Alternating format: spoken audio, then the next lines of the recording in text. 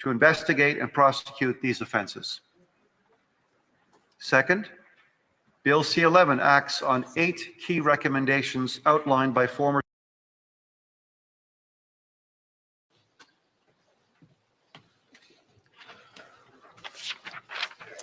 Orders of the day.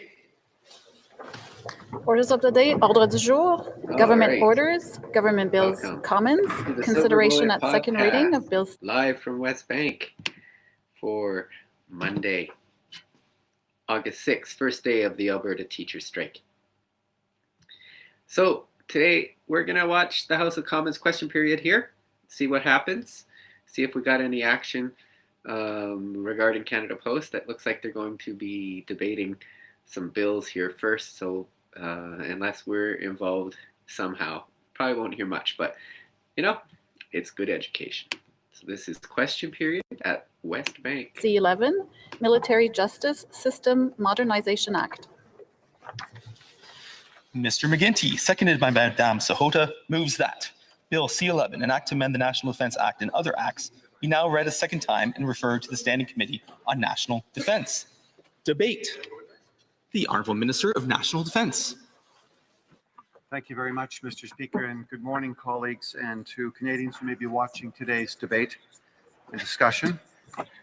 Mr. Speaker, I'm pleased to rise to open second reading debate on Bill C-11, the Military Justice System Modernization Act.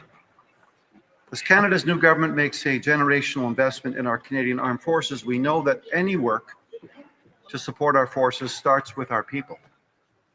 Simply put, this legislation is about the women and men of the Canadian Armed Forces, and it is about ensuring their safety. The people of the Canadian Armed Forces are at the heart of everything we do, whether they are defending our sovereignty at home, supporting our allies abroad, or serving at bases and wings across Canada. Since taking on this role earlier this year, I've had the immense privilege of meeting with hundreds of members of the Canadian Armed Forces across the country and abroad. Individuals one could meet, and I'm sure all parliamentarians are deeply grateful for their steadfast dedication to Canada and Canadians. It's our responsibility to foster an environment where they feel protected, respected, and empowered to serve, free from all behaviors that harm our people, threaten morale, and undermine team cohesion, including the reprehensible act of sexual misconduct. Eradicating these behaviors is essential to our operational effectiveness, to recruitment, to retention, and above all, because it is the right thing to do. Through Bill C-11, we are proposing a range of important changes to the National Defence Act designed to support this essential work. Canada's military justice system must not only reflect the values of fairness, accountability, and respect, but also uphold the trust Canadians place in the institutions that serve them. Through Bill C-11, we are fulfilling the recommendations of former Supreme Court Justices Arbour and Fish, and we are taking decisive steps to rebuild and reinforce trust within the Canadian Armed Forces. First, this bill removes CAF jurisdiction over criminal code sexual offences committed in Canada.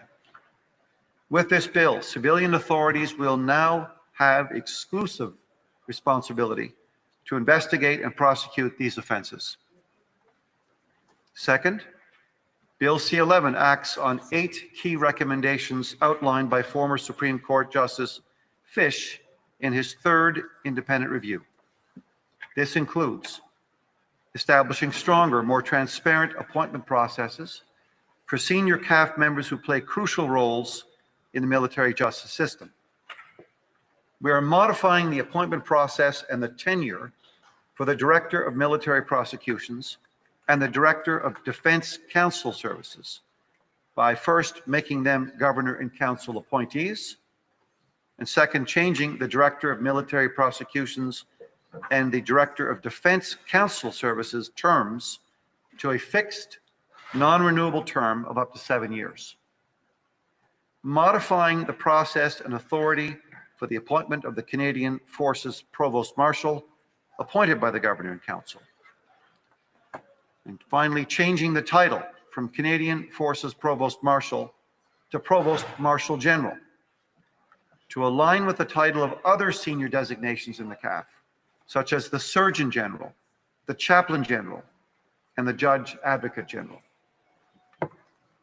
C11 also builds on supports provided under the Declaration of Victims' Rights by expanding access to victim liaison officers to individuals acting on behalf of a victim. And fourth, it harmonizes the provisions of the military justice system concerning information on sex offenders and publication bans with the amendments already made to the Criminal Code in 2023. Mr. Speaker, these comprehensive recommendations to reform our military justice system are only a part of a broader transformation of our institution. We are making crucial changes to how we screen new recruits, to how we manage Canada's 2 military colleges, and to how we collect, store, and use data on workplace harassment and more. For example, we've instituted a probationary period for new recruits, which allows applicants to enroll and begin their training while the administrative work related to their application file is completed. During this probationary period, applicants must pass the required security clearance check, meet medical standards, and show that they live by the CAF's ethics and values. We need to ensure our military better reflects the country it serves, drawing from the very, very best people Canada has to offer. And we're starting to see our recruitment efforts pay off. Last fiscal year, we surpassed our recruitment goals, bringing in over 6,700 new regular force members. That's a 55% increase from the year before.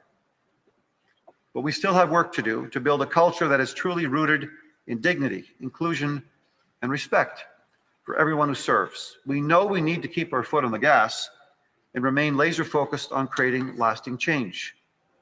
As I previously mentioned, Bill C11 fulfills several recommendations put forward in the reviews conducted by former Supreme Court Justices Arbour and Fish. We are also making important progress on many of their other recommendations to aid in our broader culture change efforts. In the independent external comprehensive review, Justice Arbour detailed 48 recommendations on everything from recruitment to training to oversight. En date de juillet, As of July, the department had successfully implemented 36 of these recommendations, and we expect to have implemented the remaining 12 by the end of the year.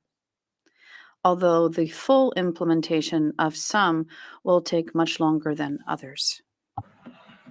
we're making progress on Madame Arbour's first and second recommendations, strengthening our approach to addressing sexual misconduct by clarifying the full spectrum of terms and definitions into 3 categories: conduct deficiencies of a sexual nature, sexual harassment, and sexual assault. This ensures that we're better able to address each form of inappropriate conduct through the proper legal, administrative, and disciplinary means. The CAF has also adopted the Canada Labour Code definitions of harassment and violence. This change has made it so that the defense team has one single approach for dealing with harassment and violence in the workplace, applicable to both DND public service employees and CAF members. All incidents of harassment and violence in the defense team will be managed by the Workplace Harassment and Violence Prevention Program. This addressed Madame Arbour's third recommendation. Nous avons aussi donné... We have also acted on recommendations 7 and 9 of Justice Arbour's report by allowing Canadian Armed Forces members who experience sexual misconduct, sexual harassment, sexual offenses, or any other form of discrimination based on sex or gender in the course of their duties to report directly to the Canadian Human Rights Commission. Son. As many of you know, the external monitor, Madame Jocelyne Terrien, provides regular public evaluations of our progress in implementing these recommendations, including releasing biannual status reports. Elle a publié son... She published her 5th report in early July. In this report, she highlighted the sincere desire to improve working condition for defense team members across our organization, as well as the concrete progress we have made, particularly with regard to integrating new recruits and promoting current staff to leadership positions. Her final and 6th report is expected in the coming weeks. Madame Terrien's thorough and objective assessment of our progress has been critical in informing how we're implementing these recommendations, and we thank her, Mr. Speaker, for her commitment, her good guidance, and her dedication. En avril 2020, in April 2021, DND and the Canadian Armed Forces launched a comprehensive initiative to align the culture of defense and the professional conduct of its personnel with the fundamental values and ethical principles we aspire to uphold as a national institution. Since then, we have taken important steps to evolve our culture and bring about concrete change, including taking action to eliminate systemic racism and discrimination. This work encompasses a wide range of responsibilities, such as developing policies and programs that address systemic misconduct, improving mechanisms for monitoring and reporting misconduct, and overseeing the creation of a framework for professional conduct and culture that fights discrimination, harmful behavior, prejudice, and systemic barriers. to support these efforts, as we reaffirmed in Budget 2024, we're investing nearly $1 billion over 20 years to support these changes to the Canadian Armed Forces and introducing amendments to the National Defence Act to deliver key recommendations to advance culture change. Last year, we also launched a comprehensive implementation plan to guide efforts to address the various recommendations we've received. Mr. Speaker, we know that culture change is incremental. We know it's a step-by-step process that takes time. We know it requires a sustained and continuous effort. But we also know it is absolutely essential to the well-being and operational readiness of the Canadian Armed Forces. We continue to listen to defense team members, external stakeholders, communities, and partners, and learn from them as we strive to create a safer and more inclusive work environment. We are making real, concrete progress, but we recognize there is still much work to be done. Work to modernize our military justice system and change our culture. We also need to ensure that those affected by sexual misconduct get the support, the care, and the resources they need. Much of that work comes from the Sexual Misconduct Support and Resource Center. Ce centre, qui est indépendant. This center, which is independent in the chain of command and is celebrating its 10th anniversary, provides expert advice, guidance, and recommendations to armed forces and national defense personnel on all matters related to sexual misconduct. It includes a 24/7 helpline, and it offers personal, confidential support, information on options, advice on how to help others, and referrals to care and services. Also runs the Response and Support Coordination Program to provide individuals who have experienced sexual misconduct in a DND or CAF environment with a dedicated civilian counselor who can help access health services, prepare for police interviews, and more.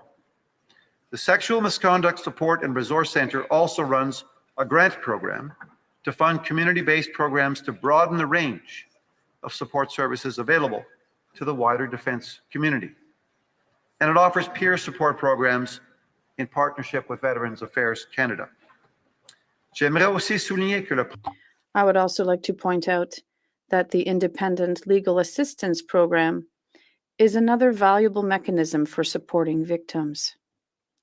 It offers free and confidential legal assistance, including legal information and advice regarding incidents of sexual misconduct that occurred in a context related to DND and the Canadian Armed Forces, as well as legal representation in certain proceedings related to sexual criminal offenses or military offenses, the victim's safety, or their participation in the judicial process. timely, independent, and trauma-informed support. The program plays a critical role in expanding access to justice and choice for affected persons. This is all in line with Justice Arbour's recommendation number 14 of the Independent External Comprehensive Review.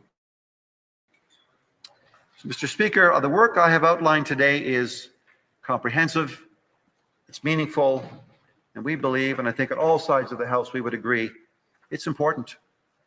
We're taking decisive steps to rebuild and reinforce trust within the Canadian Armed Forces and confidence in our military justice system. As the House begins debate a second reading of this important piece of legislation, I will close by saying this.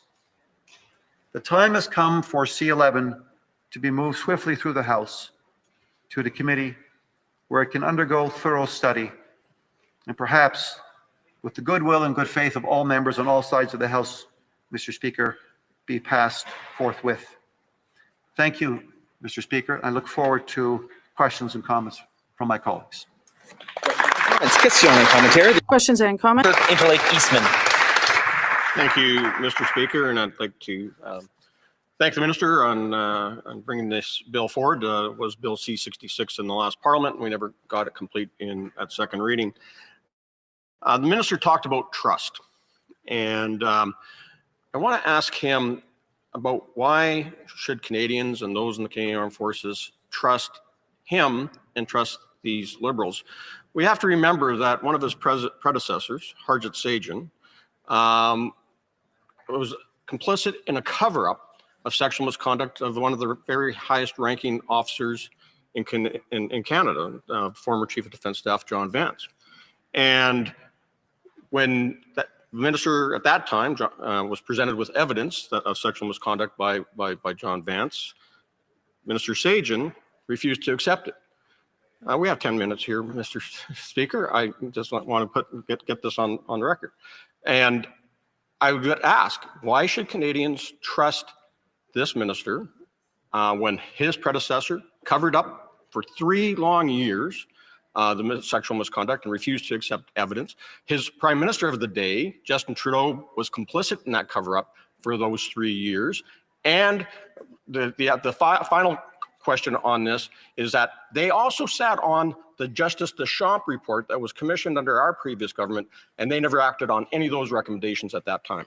Honourable Minister of National Defence. Mr. Speaker, there are a few things. First of all, thank you for the questions. I think it's important for members of the House to trust a few things. The first thing they should trust is the incredibly important and probative and complete work done by Mr. Justice Fish and Madam Justice Arbour and their recommendations for improvement.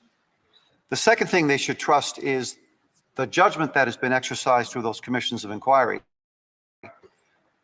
which basically indicate that we need to take the question of criminal code sexual offences out of the situation where they are located now, which is inside the Canadian Armed Forces, subject to CAF investigation and CAF prosecution, and to take them and put them into the police of local jurisdiction. This is something that's the previous bill that my colleague has mentioned. I think we should really rely on the trust and the judgment of those two independent thinkers, and for that matter, the victims groups who've spoken very clearly about this, Mr. Speaker. Questions, comments, questions et commentaires. La députée de Laurentides-Labelle. The Honourable Member for Laurentides-Labelle. Thank you very much, Mr. Speaker. First of all, let's be clear. This issue should have been dealt with decades ago. When people say that we haven't done enough since the recommendation in 2021, well, I think both parties present here should really look inward and see why nothing has been done. So, of course, we agree. It's high time. That said, Mr. Speaker, I'm the Vice Chair of the Veterans Affairs Committee.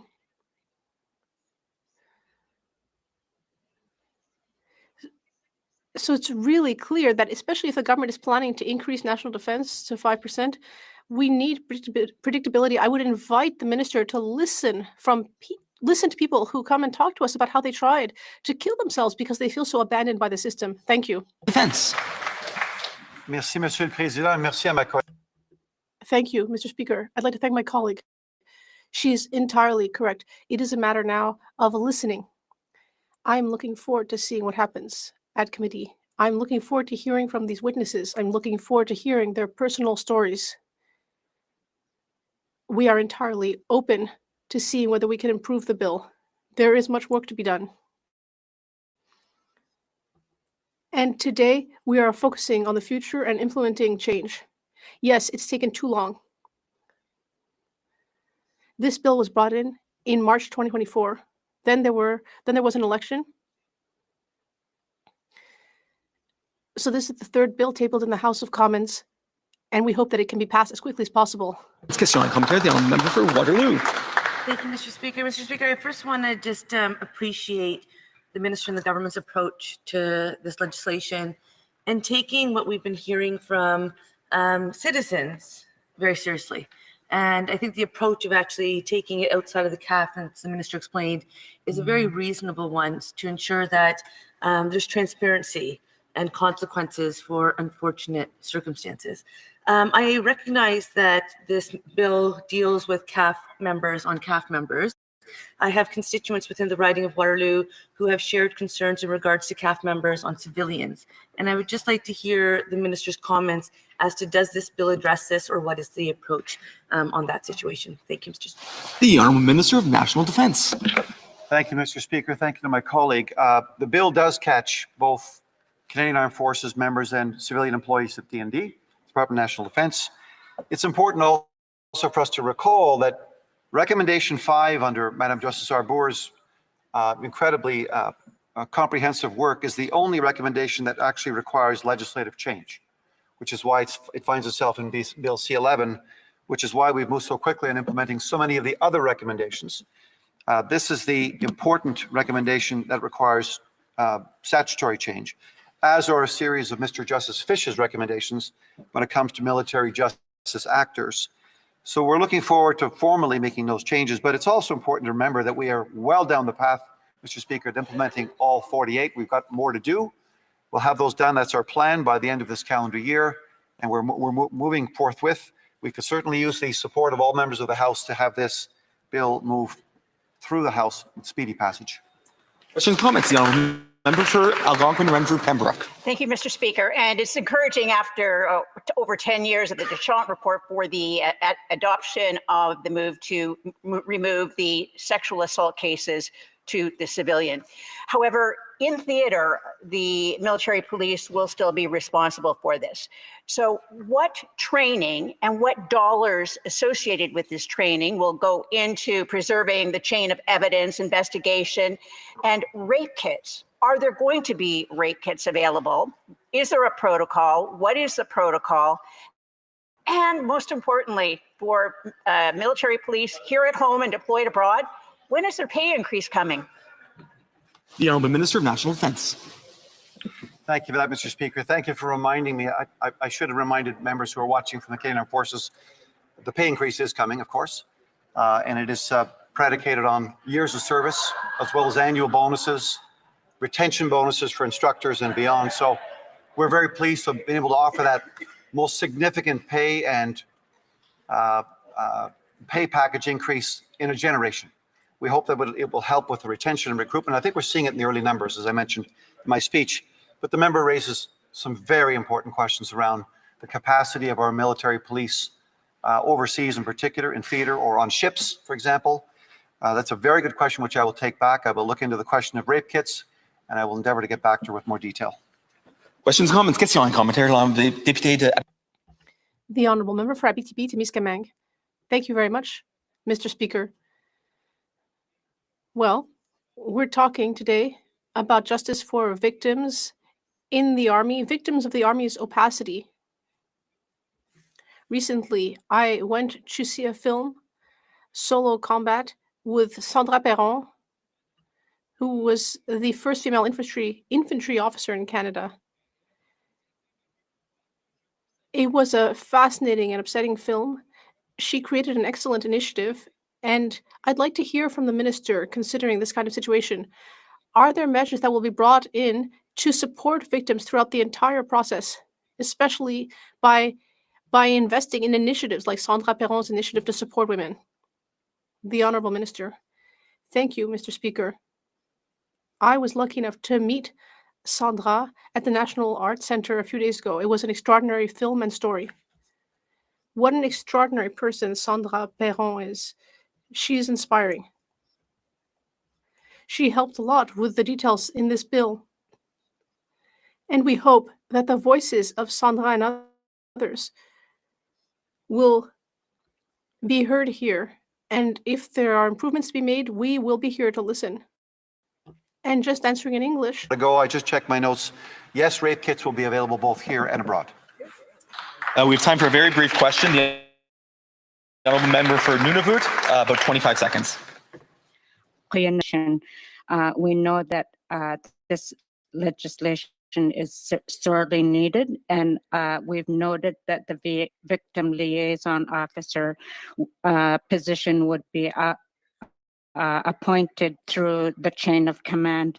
And I wonder if the minister would be amenable to making sure that this appointment is outside of the chain of command so that victims can truly be heard. The Honourable Minister of National Defence, a very brief answer. An interesting suggestion. Taken due note of it, Mr. Speaker, and I thank the member for her contribution. Resuming debate, please debate. The Honourable Member for Selkirk, Interlake, Eastman. Well, thank you, Mr. Speaker. And as a Shadow Minister of National Defence, I'm always honored to stand in this place and talk about the great work of the brave women and men who serve in the Canadian Armed Forces and how we can do more to support them. You know, the first responsibility of the federal government is to protect Canada, protect our citizens, but also to protect those who serve us. And with the rapid escalation of threats and what we're facing in Canada is continuing to evolve, whether it's Russia's illegal invasion of Ukraine, whether it's the ongoing conflict that we're seeing with Hamas attacking first Israel and Israel now in their clearing operation to neutralize the terrorists in the Gaza Strip. Whether it's the ongoing escalation that we're experiencing in the South China Sea and the Strait of Taiwan as the People's Liberation Army Navy of China continues to escalate in that region using air power and as well the resources in their Coast Guard in the region, but ignoring international rules like the UNCLOS, the United Nations Convention on the Law of the Seas. So those hostile powers want our resources, whether it's in the Arctic, whether it's in our maritime domain, and they want to be within striking distance of our continent. So we have to do more to protect us here and invest in our military, and that means supporting those that serve us, because we take our national security very seriously as conservatives, and want to always make sure we put that first and foremost. And that's why we have to invest in the people. That's why we have to invest in the kit that they have, invest in the training that they need to undertake to deal with the hybrid warfare, the asymmetrical warfare that we're experiencing around the world. And as you look at this particular, we've always believed that those that serve, that proudly put on the uniform, the best of the best that Canada has to offer, deserve to have a respectful workplace. A place that's free of discrimination, free of racism, free of sexual misconduct, and free of abuse of authority and position, because all members deserve to be respected. And we also believe that the victims of those that are dealing with military sexual trauma deserve to have justice.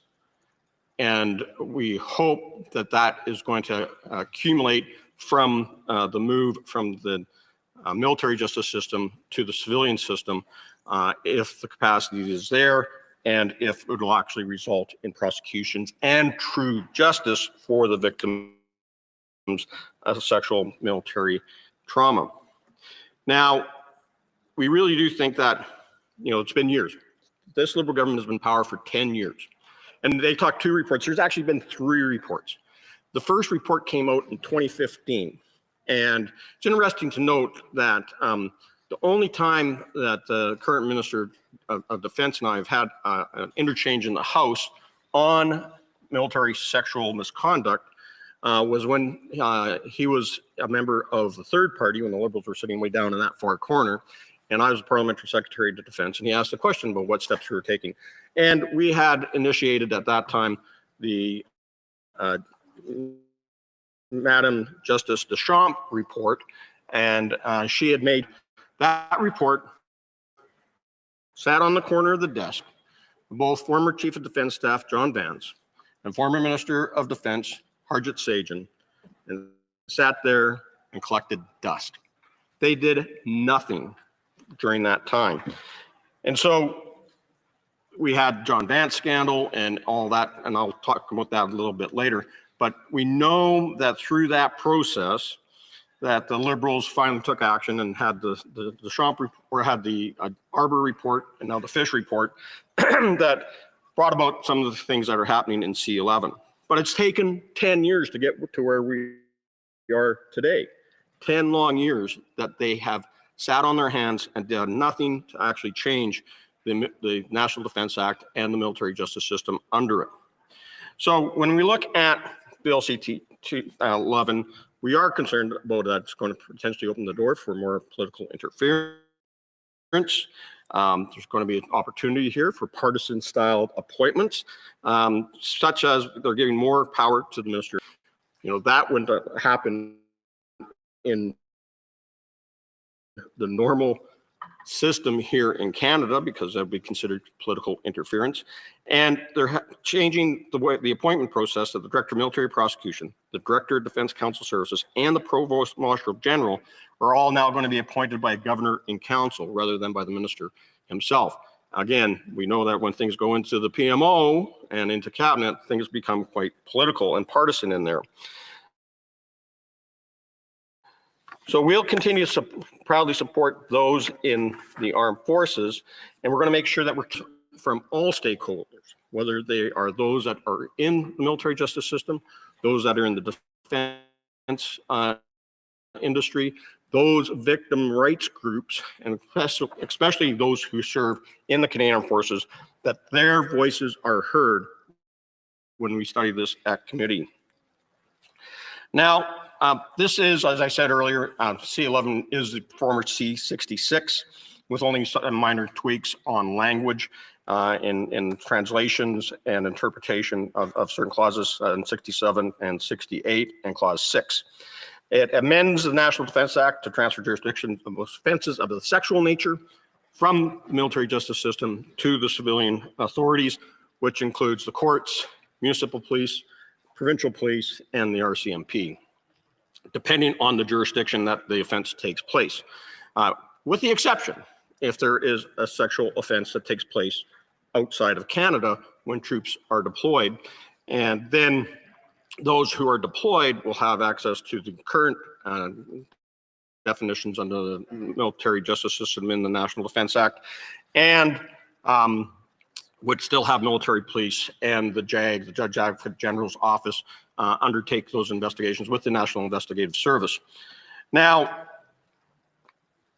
we know that Section 273 of the National Defense Act provides for that. It has provided for the way that this has been dealt with historically, but there is concern, will the civilian courts have the capacity to take of at the court level as well as the police level? What are they going to do with historic cases? Because we already know that historic cases that have been transferred into the civilian court system has not resulted in actual convictions. Instead, we've seen high-level flag officers and general officers that were found innocent, and or their proceedings were stayed. Or the Crown itself rejected it because of the way the evidence was collected by the military police and National Investigative Service of the Canadian Armed Forces. We question whether that provides the justice that the victims were looking for. We definitely want to make sure that that those are all given a fair trial and support those that were erroneously charged in the first place. So what are we doing about the issue of capacity, as was previously asked by my colleague, within the military police, National Investigative Service, for when they have to do investigations outside of Canada, and how do they coordinate with provincial, municipal, and the RCMP police agencies when we are talking about things that have happened on base and will require the investigations done by local authorities. Within C11, it seeks to increase the independence. One of the recommendations coming from Madam Arbour and Justice Fish was to see more independence within the military so that we would avoid the situation, what happened with John Vance, because he was chief prepared to take on that investigation and prosecute, including the Minister of National Defense, who actually had authority over the Chief of Defense Staff. So Harjit Sajjan, refused to accept evidence and walked away. But we know that this there is questions about how this is all going to work. What the Provost Marshal, who traditionally has been a colonel, is now going to be made a general. So we're seeing a creep of number of flag officers again. But we do question the term limits. There is an inconsistency here on how people are being appointed, now being done through order in council in the Prime Minister's office.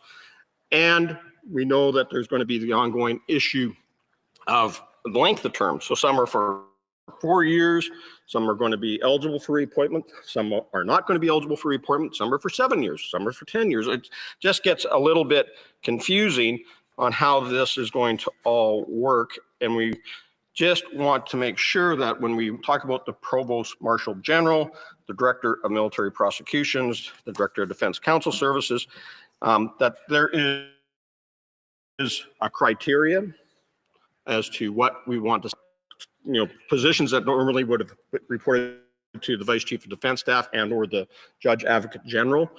Now those things are going to be actually give these guys their independence, so they go straight to the minister and to the government.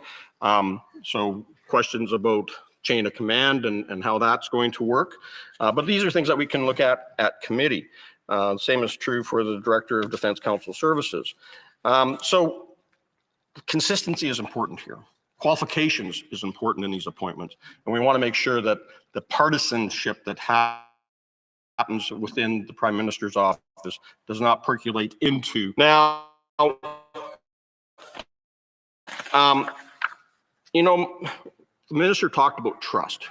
And as I said in my question to him, that the Liberals can't be trusted, especially when it comes talking about bad political appointments. When we look at 2022, the Liberals appointed Laith Moriaf to do a project, turned out was an anti-Semite, and they're supposed to be working on diversity. The Liberals appointed Martine Richard for the ethics commissioner, who she had to drop out because she was related to one of the cabinet ministers who currently sits here today. Complete conflict of interest. They appointed Burju Datani who as a human rights commissioner who turned out to be anti-Semitic. And of course, another terrible appointment by the Liberals. And of course, Justin Trudeau completely ignored the ethics commissioner warning about appointing Annette Beshurin as the head of the Green Slush Fund. And of course, that her and her cohorts were able to take from that Liberal slush fund and stuff into their own pockets. So, and we should never forget that this Prime Minister just recently appointed Doug Guzman as CEO to the Defense Investment Agency. Well, it turns out that Doug Guzman is his former banking buddy of the Prime Minister's at Goldman Sachs. So I don't know if we need to have these close personal friends and, partisan bagmen that work for the Liberals actually getting these types of appointments. And I hate to see that turn out to be the case as we look at appointments within the national defense apparatus when it looks at those who are going to be in charge of our military justice system. That would not be fair. Now, the Liberals also can't be trusted when it comes down to criminal justice.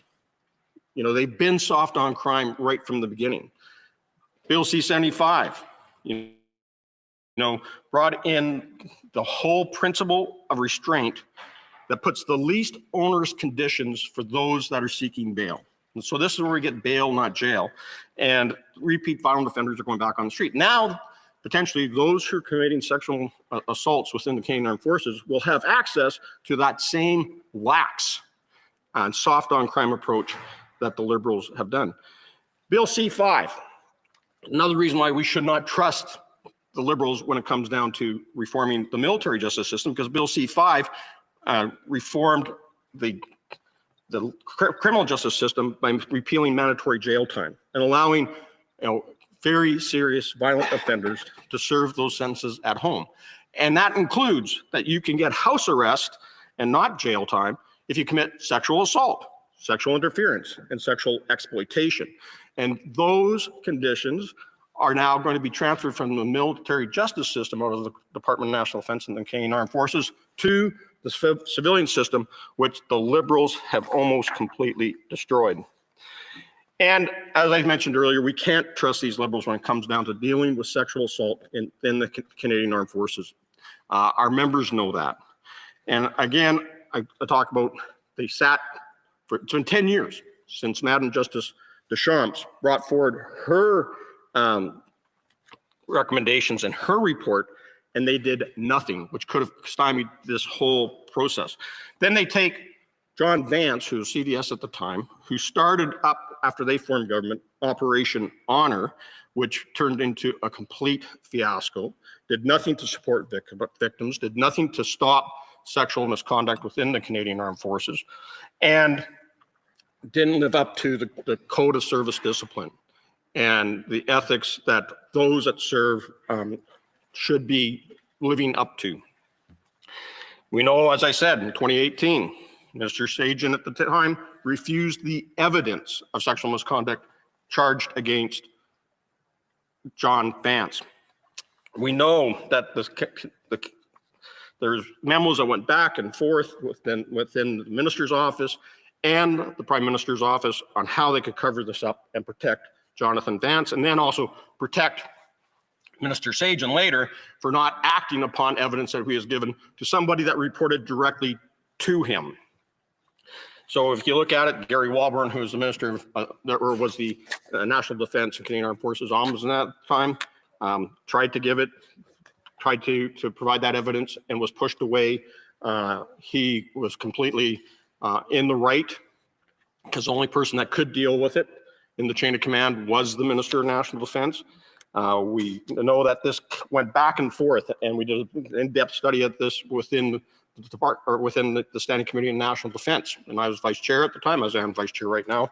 And that was covered up by the Prime Minister's office, Justin Trudeau, Katie Telford, Zita Estravis, all of them continued to cover up that sexual misconduct and protect the minister and protect John Vance, which is just beyond me. And then at the end of the day, when it came to charging him and prosecuting him within the civilian court, the government accepted a lesser charge of obstruction of justice, but never prosecuted on sexual misconduct and sexual assault.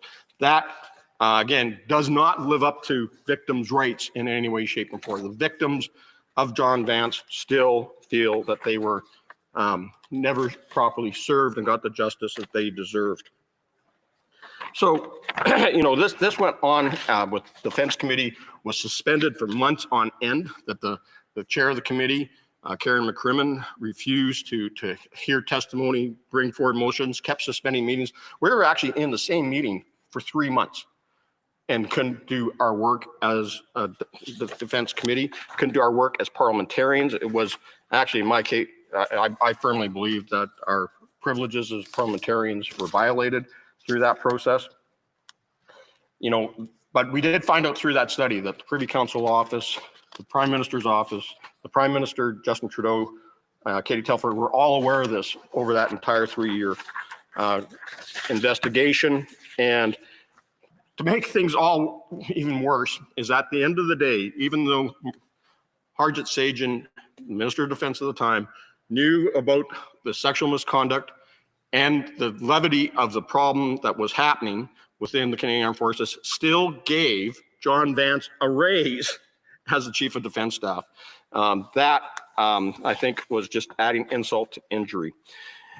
And we know when it comes down to political interference, Mr. Speaker, that these Liberals just can't be trusted. You look at how they continue the ongoing F-35 debacle and continue to politicize that procurement, that our Royal Canadian Air Force and our Canadian Armed Forces, right to the Chief of Defense Staff today, have all said this is the jet that we need. We should be buying more of them. And of course, the Liberals continue to play political football, kick the can, and delay that procurement, which is only undermining the ability of the Royal Canadian Air Force to protect us here at home and to work alongside our allies. We know things like cash for access with wealthy Chinese billionaires that Justin Trudeau was involved in. We know that they tried to cover up the expensive holiday that the Prime Minister took on his private island. Ethical commissioners found multiple breaches. We know of the witch hunt that went on after Vice Admiral Mark Norman back in 2018. That was all politically motivated. So, Mr. Speaker, I'll just say this. We can't trust the Liberals because they have failed our Canadian Armed Forces. They have failed our brave women and men. Our warships continue to rust out, our jets are worn out, the Army has been hollowed out, and our troops no longer feel like they're respected and honored by this government. When we really do dig in, we look at Liberal policies, the Book of Empty Promises in their 2017 defense policy, the defense policy update, they're all irrelevant. They have allowed money to lapse. And that because of the lack of respect that our forces have, we have a recruitment problem. We're over 13,000 troops short today. Over 10,000 are undertrained and under-deployed. There's over 67 houses that are short for our forces. And Mr. Speaker, I just say this, Conservatives will rectify all the mismanagement and wrongs by the Liberal government in serving our Canadian Armed Forces. Questions and comments? Question and commentary. The Honourable Parliamentary Secretary to the Government House Leader. Yes, so thank you, Mr. Speaker. There are many issues that the member has raised that I would take exception to, especially when he talks about support for the Canadian Forces. In fact, while he was parliamentary secretary and his current leader was a part of the Harper cabinet, that's when Canada was most in danger of financially supporting our Canadian Forces to the degree in which it came at 1% of Canada's GDP. Contrast that to the current Prime Minister's commitment in which we will achieve to 2%. The Conservatives failed in comparison. So having said that, I think it's important when we take a look at the legislation that the jurisdiction over criminal prosecutions and investigations for sexual offenses is the essence, the principle of this legislation. That's what it is that the Arbor's recommendation number 5 is all about. Does the Conservative Party support it? Does he see any specific amendments that he would like to see advanced? I'm a member for Selkirk Interlake Eastman. Well, Mr. Speaker, the member from Winnipeg North is always up here defending the government, including their own failures, especially in dealing with sexual misconduct within the Canadian Armed Forces. He was up here defending Minister Sagen back when Minister Sagen was still the minister. So, I don't believe him. It was our Conservative government that signed on to 2% promise in 2015. And we had 10 years to get there. And I should just remind, before the Liberals started their creative accounting and adding things like veterans pensions and now Coast Guard into the calculation of what military spending is to meet the 2% matrix, that actual spending within the Department of National Defense last year was just over 1% by the Liberals. They have cut over $2.7 billion over the last 3 years from operations, and they also allowed over $12 billion to lapse. They can talk the talk, but they've got to start walking that talk. Questions, comments, questions et commentaires. Honourable member for La Pointe-Léon. Thank you, Mr. Speaker. Our colleague talked a lot about the case of Jonathan Vance, but in that case, both the Conservatives and the Liberals had their heads in the sand, because when there were allegations and rumors against Mr. Vance, the Conservatives still appointed him chief of staff and responsible for operations for misconduct.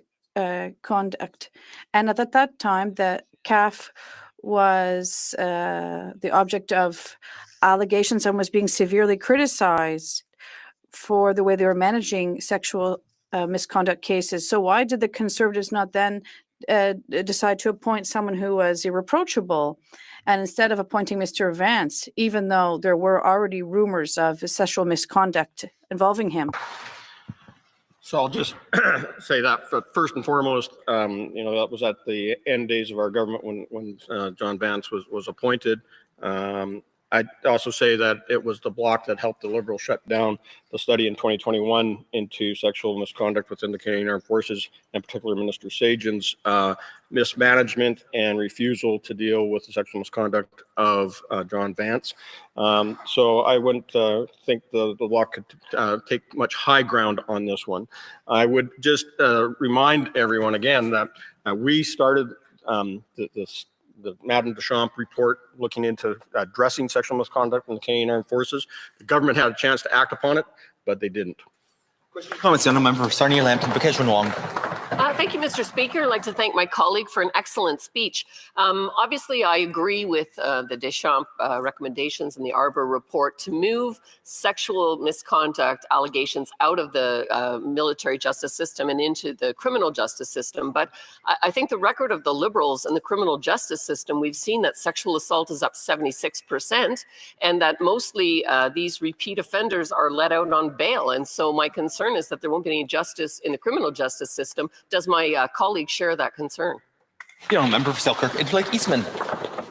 Well, as I said, both Bill C-75 that reduces the conditions on the principle of restraint, allowing those that commit sexual offenses to be released on bail very easily, allows them to be repeat offenders. So that now will permeate into the Canadian Armed Forces as well, because of the soft on crime approach that has been taken by the Liberals. And on Bill C-5, they got rid of a lot of our mandatory minimums, and so repeat sexual offenders can now actually serve their sentences at home. That includes sexual assault, sexual exploitation, and sexual interference. And so what is the purpose then if those that are committing these crimes are allowed to continue to serve in the Canadian Armed Forces at their leisure? Comments, the honourable member from Moncton Dieppe. Much, Mr. Speaker. I want to first of all take a moment, I guess, to thank my colleague for his speech today. But I have to say, during his remarks today, he mentioned about talking the talk. Having worked with victims of crime for over 23 years before I became a parliamentarian, I've seen firsthand the impacts of sexual violence on many victims. And today I was really hoping to hear, and I was listening attentively, to hear comments talk about how important it is to have a trauma-informed response, talking about the rights of victim. And instead we heard partisan, garble. I think if many victims are at home today listening to us, they would be extremely disappointed with the debate that's been going on with respect to that. My simple question with respect to the member is, does he not agree that Bill C-11 is an important step forward and that, again, we want to make sure that victims have access to justice? Member of Selkirk Interlake Eastman. Well, I did say during my speech that victims deserve justice, and sexual military trauma is one thing that we have to eliminate, and the support is needed. We support the Sexual Misconduct Support and Resource Center and the great work that they're doing, providing counseling, and as well as now they're going to be moving into providing some legal advice as well to those victims.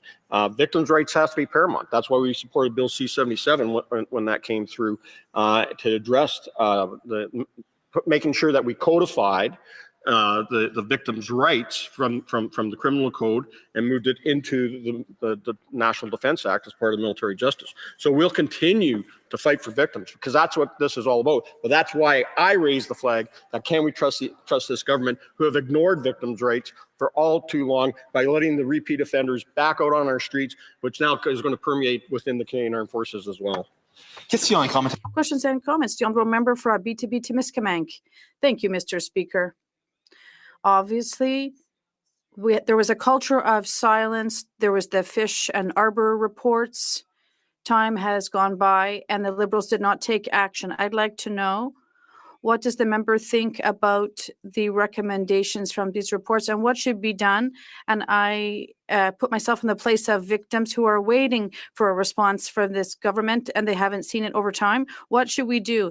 This bill is interesting, but do we need to go further? What is he committing to? Member for Selkirk Interlake Eastman.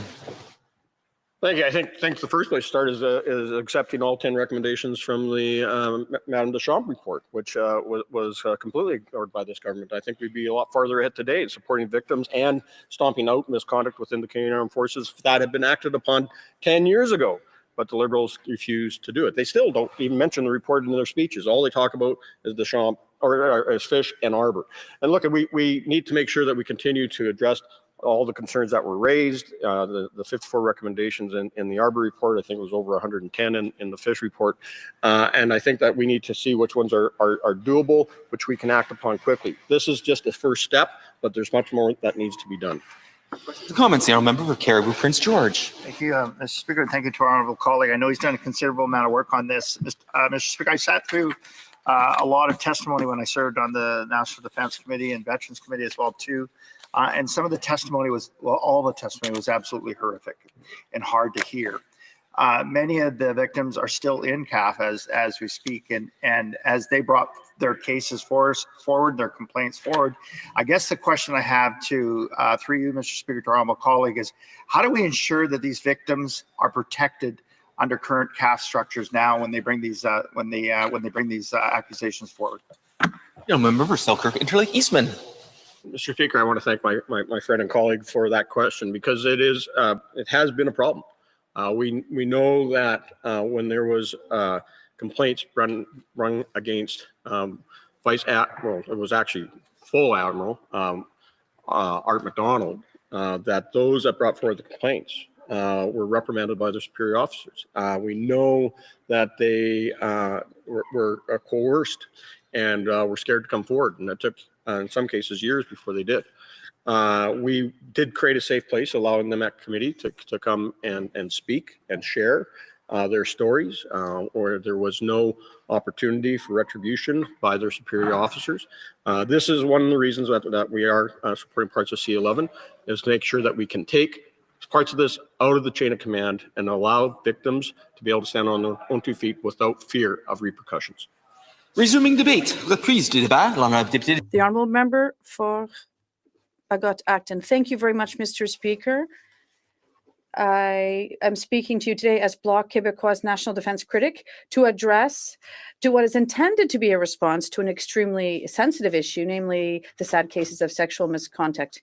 And while this subject is sensitive, it remains our duty to seriously consider the legislation before us to make sure that we overcome this scourge and ensure greater accountability. We remember the first public allegations that date back to, they weren't public yet, but they go back to 2015 under the Stephen Harper government of the time.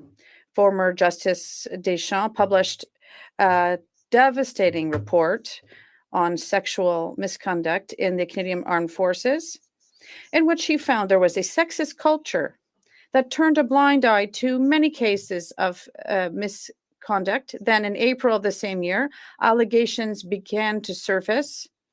First, they talked about inappropriate behavior from Jonathan Vance, who had just been appointed future Chief of Defense Staff.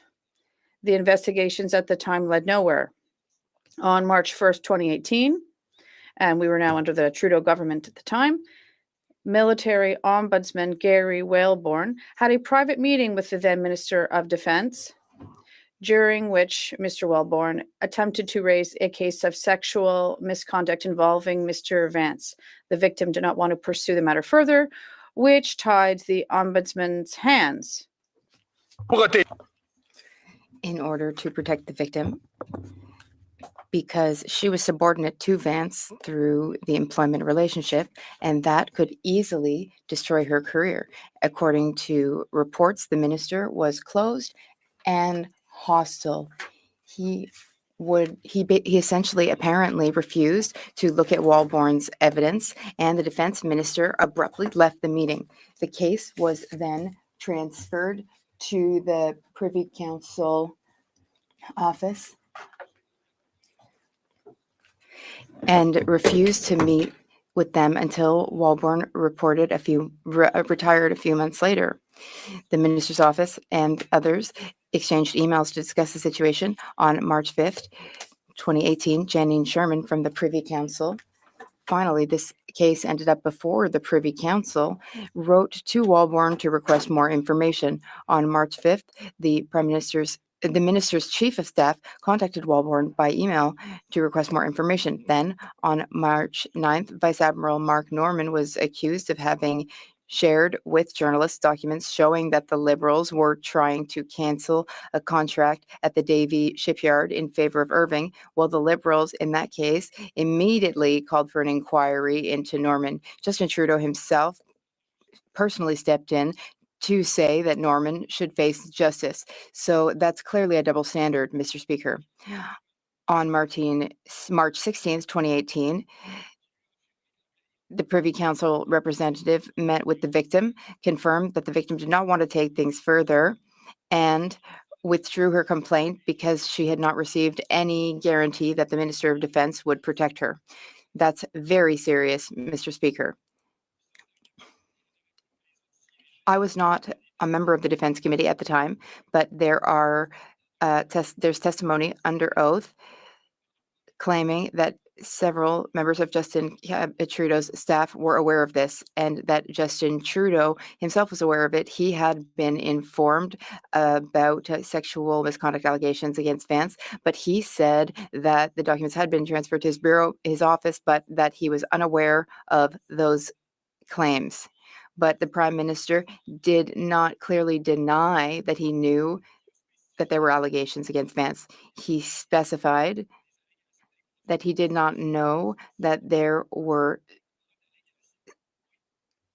sexual allegations, but he did not deny that there may have been any kind of allegation. So the scandal went public in February of 2021 when Global News reported on cases of misconduct being brought against Vance, including relationships with inferiors, including an event in 2012 with a woman much younger than him.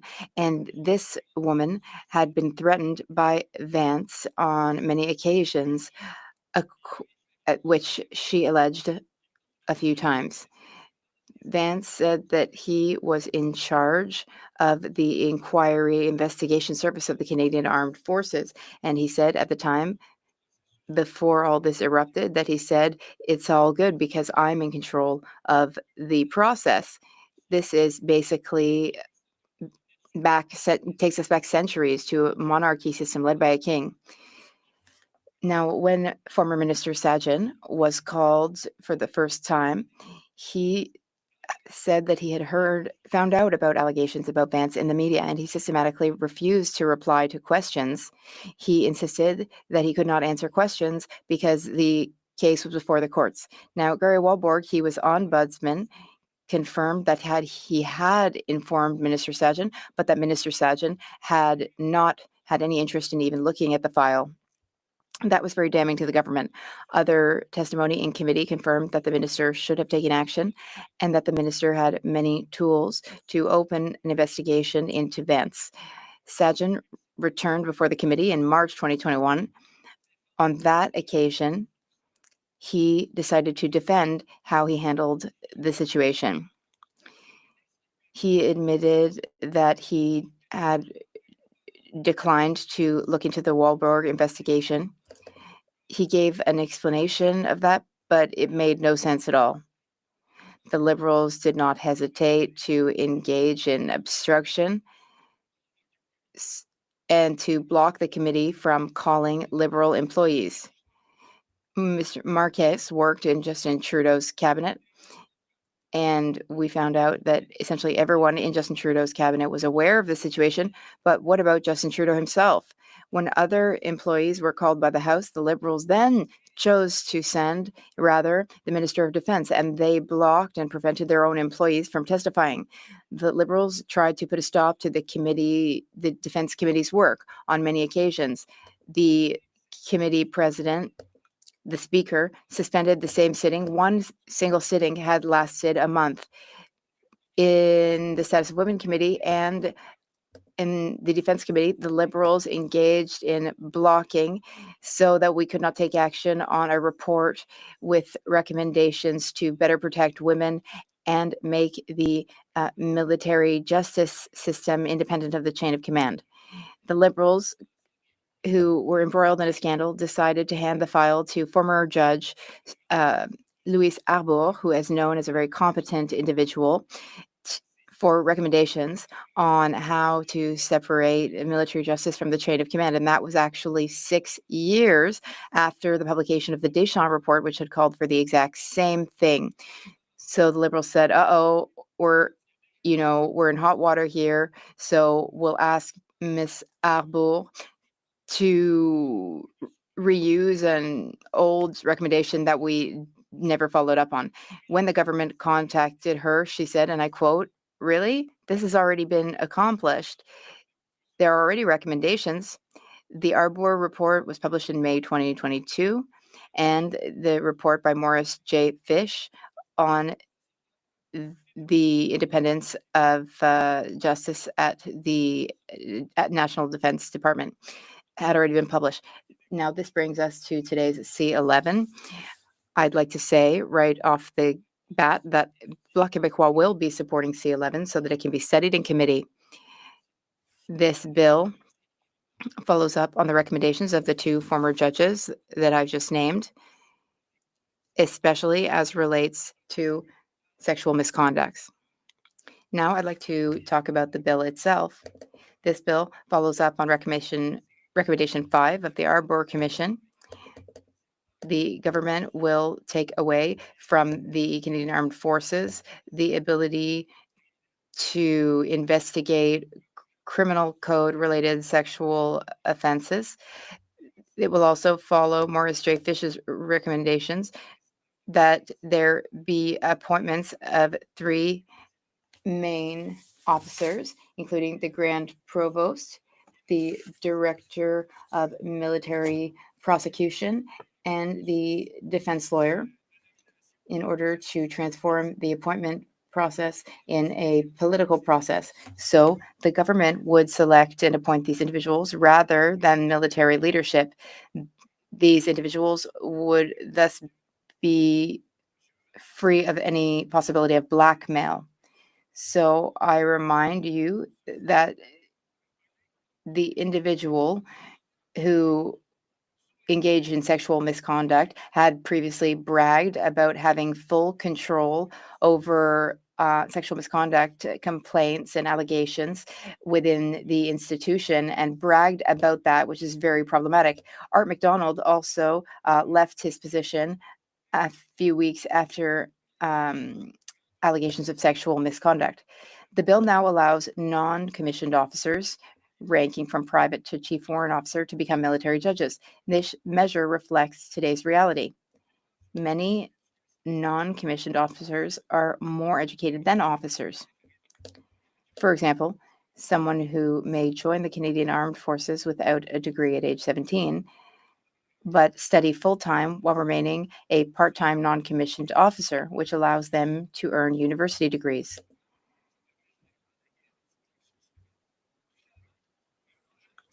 Finally, the bill makes other less substantial changes, such as allowing victims to be assisted by a victim liaison officer. That's the term that the bill calls for, and it's a good idea. Bill C-11 follows up on recommendations of the Arbor and Fish reports, which called for legislative changes and should have been passed years ago. Many of these measures require some agreement with the provinces. One of the most important measures in the bill is the removal of the Canadian Armed Forces jurisdiction over investigations and prosecutions of sexual offenses under the Criminal Code when they were committed in Canada or have deemed to have been committed in Canada. In other words, civil courts will now handle these offenses. In the case of former Supreme Court Justice Louise Arbour's report, this recommendation, number 5, was the only one which required legislation to implement, which is why it is the only recommendation from Justice Arbour in this bill. However, the military may arrest the accused and collect elements of evidence pending the arrival of civil authorities. That's an important nuance. It will be necessary, however, to determine whether restricting civil jurisdiction over offenses committed in Canada could be problematic. While at first glance the bill only applies to offenses committed in Canada may seem problematic, it should be remembered that Canadian jurisdiction normally applies during operational deployments abroad. Otherwise, local jurisdiction would apply. For example, when a member of the military goes on holiday abroad or participates in training abroad. This ultimately amounts to the same thing, despite the fact that transferring the case to civil authorities will take longer during a deployment abroad. Justice Arbour wrote the following in her report, and I quote, "When the offense occurs outside Canada, the military police may take initial action to secure evidence and begin an investigation, but they must contact the civilian law enforcement authorities as soon as possible." In other words, the bill goes as far as possible in terms of law enforcement by civilian authorities, while remaining reasonable thanks to several conditions that allow the military to collect evidence. For instance, if the military is caught in the act. The bill also responds to 8 recommendations in the report by former Judge Fish, notably to remove from the military hierarchy the power to appoint certain persons responsible for justice. These recommendations include Recommendation 2, a recommendation by Mr. Fish. Recommendation 2 is to amend the National Defence Act so that the Governor and Council appoints military judges, whether they are officers or non-commissioned officers, as long as they are lawyers registered with the provincial bar with 10 or more years of experience as both a lawyer and a member of the military. Recommendation 7 is that the Director of Military Prosecutions and the Director of Defense Counsel Services be appointed on the recommendation of the Minister of Defense for terms of up to 7 years. Recommendation 8 calls for the repeal of subsections and sections which enable the Judge Advocate General to establish guidelines or give instructions for a particular prosecution. This power will now go to the Minister of Defense with C-11 through amendments and repeal.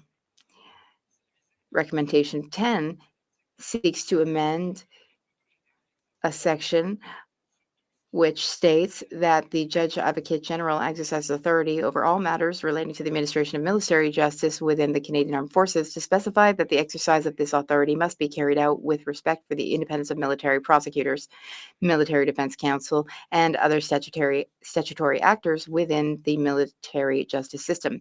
C11 therefore amends this section by adding provisions to specify the independence of the Provost Marshal General, the Director of Military Prosecutions, and the Director of Defense Council Services. There are some other positive recommendations, for instance, that the appointment of the Canadian Armed Forces Provost Marshal be made by the government, and that the title of this position is named Provost Marshal General. And another positive recommendation to ensure that the Provost Marshal General holds at least the rank of Brigadier General, the lowest rank for generals. Appointment by politicians and the impossibility for the military to revoke the appointment gives the Provost Marshal General greater independence. This avoids the situation we saw with General Vance, who boasted about having control over the judiciary.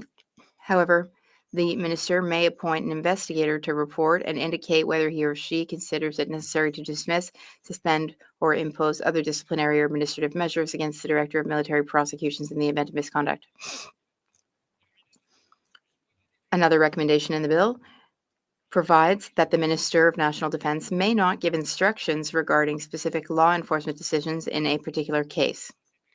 This is very useful. This is critically important given situations which have taken place over the past years. In other words, the minister does not have the power to substitute himself or the judiciary. Finally, another amendment to the Act will allow any member of the armed forces to file a complaint for interference with the Military Police Complaints Commission against a member of the armed forces or superior in the department if there are grounds to believe that the person has interfered with the police function. This would increase the number of people who can file a complaint, including the victim. And the bill also aims to exclude military judges from the summary hearing system. Summary hearings deal with military offenses. For example, common offenses include absence without leave, negligent discharge of a firearm, improper wearing of military uniform, poor maintenance of equipment, so on and so forth. These are disciplinary rather than criminal offenses, and trials are handled through the chain of command. However, these trials are anything but fair, because the unit commander or the officer delegated to preside over the trial, well, they're judging their own subordinates, and generally the accused is generally presumed guilty with expedited so-called justice. C11 does not change this fact. C11 extends to victim liaison officers to individuals acting on behalf of the victim. It extends access to them. In other words, rather than being only for the alleged victim, a person representing the victim may also have access to this service. And finally, the National Defense Act is being amended to bring it into line with the criminal code with respect to information on sex offenders and publication bans. These amendments were, of course, necessary so that military justice could be in line with the criminal code. These are the reasons why, at this stage, we will support the bill. That said, we are still concerned about about passing the bill without thorough committee study. So there needs to be thorough committee study. Here we are. It's been a long road. There have been so many years during which negligence reigned. There was even a bipartisan committee to ignore the situation. Some tried to delay the procedure committee. Will this bill fix all the problems? Probably not. But at this point, we're satisfied that at least something is being done. We will study it and try to improve it as best as we can. Thank you, Mr. Speaker. Ready? I'll take. Oh, okay. Yeah. Thank you very much, Mr. Speaker. I'd like to thank my colleague for his speech. I worked with him on the National Defense Committee, and it's really a pleasure to work with him. And I'd like to know if we can count on the support of the bloc to study this bill at the committee as quick as possible, because right now we are slated to finish all of the report recommendations by the end of the year, recommendations from the Arbor report, and I'd like to know if the member will support this bill. The honourable member for Saint-Hyacinthe-Bagot-Acton. As I said in my speech, the Bloc will support this bill at this stage to have it studied at committee. Questions and comments, the honourable member for Louis Saint Laurent. Thank you very much, Mr. Speaker. I'd like to thank my colleague for his speech. He did well document the situation and what happened with the sexual threats in terms of critics and actions. We know there's a difference between rumors, actual facts, and then what happens after. And unfortunately, the cover-up that was very well shown by the member and the cover-up that took place by the Liberals. And my question for the colleague is, given everything he said about the cover-up that took place from the Liberals, how can he trust this government to move forward correctly, positively, and looking forward in such a situation? The honourable member for Saint-Hyacinthe-Bagot-Acton. I know my colleague well enough to know that he appreciates this type of rhetoric questions, and often the answer is in the question itself. At least he's smiling. I think the hat fits, but it was a real scandal, and I appreciate his nuance between allegations and actual facts that have been demonstrated. We still have more to learn with the necessary prudence that is required. But in terms of moving forward, this was already, the idea there was already put forward to have specialized courts. Well, we're really going back to the military cases here, but I don't have an excess of confidence in the Liberal government, but we do have a bill at this stage that needs to be looked at closely. And then there seem to be enough interesting elements. And then, of course, if we can approve it, we will. If there's still cover-up operations, like he says, well, we will work as the opposition to put the necessary pressure on the government so this doesn't take place. But at this stage, there are enough interesting elements so that we can support it. Questions and comments, honourable member for Abitibi-Témiscamingue. Thank you very much, Mr. Speaker. I'd like to thank my colleague for Saint-Hyacinthe-Bagot-Acton for his excellent speech and for the very interesting this culture of silence that he underscored. Well, in terms of silence, there's also the Minister Sajjan, who was silent, and now we're going to give the minister even more responsibility. What happens if we have another passive minister? Can we trust them and give so much power to a minister in the current context? We'll need amendments at committee. Thank you, Mr. Speaker. The honourable member. It's Saint-Hyacinthe-Bagot-Acton, so I'd like to thank the member for pointing that out. And I suspect that this will come out again, once again, at our Christmas party when well, you're not invited to this party, but, well, anyway, this being said, there are some aspects where I think that the answer, I will be looking at this closely, we'll be looking at the bill carefully. And several people have mentioned the issue that the bill, well, the former bill died on the order paper. But, well, we'll be looking at this bill carefully. But I approve the reason why we want to increase this power. We have to keep it out of military oversight. The answer, well, we'll have to look at it under careful consideration very soon. Thank you. Questions and comments? The honourable member for Moncton Dieppe. Thank you, Mr. Speaker. I'd like to thank my colleague from the Bloc for his very good speech. I really appreciated the oversight he provided. And we have to make sure our victims do have access to justice. We also want to make sure that the victims will have access to the resources they need and the services they need when things are tough. And also, I think that we also want to make sure we always have an approach that is trauma-informed. And I understand the bloc will be supporting C11. They talked a bit about keeping some reservations. And what does the bloc member, can he tell us what recommendations that he would like to see to improve C11? Thank you. The Honourable Member for Saint-Hyacinthe-Bagotte-Acton. My only reservation is that we can't give anyone full confidence. It's a very voluminous bill. It does, well, the devil is in the details. As it always is with such documents, we really do have to do our work correctly. And a bill like this that comes from the government, we can't just say in the opposition that we can accept it blindly. It's in that spirit that we're going to look at it closely. Thank you. Comments, Honourable Member for Langley Township, Fraser Heights.